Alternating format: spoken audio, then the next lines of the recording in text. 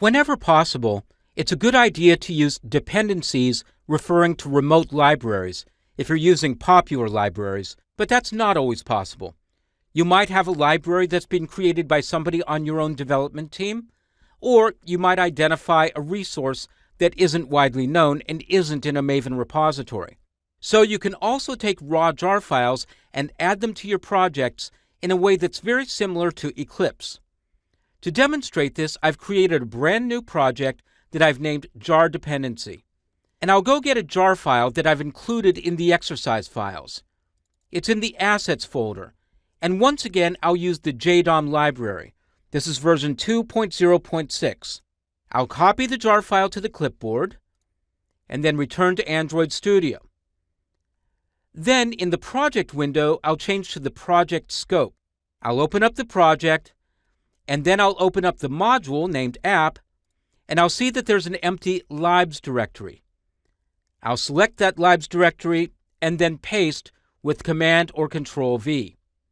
If copying and pasting doesn't work on your system, you can instead drag and drop the jar file from Explorer on Windows or Finder on OS X.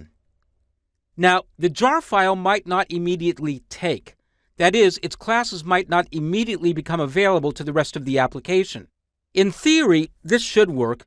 The build.gradle file has a directive right here on line 23 in this version that basically says any jar files in the libs directory should be a part of the application.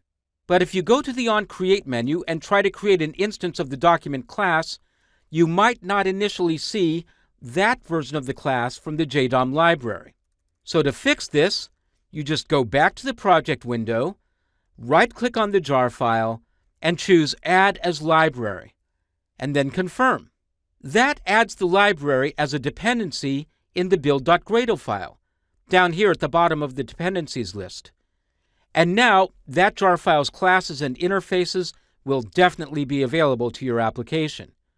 I'll go back to the main activity class and do the same sort of test I did with the remote library dependency by typing the beginning of the class name document, and this time I can select the version from org.jdom2, and I can complete the statement that creates an instance of that class. So that's the second way to include a jar file as a part of your project. Copy the file into place and then add it as a library, which essentially makes it its own dependency in your Gradle build script.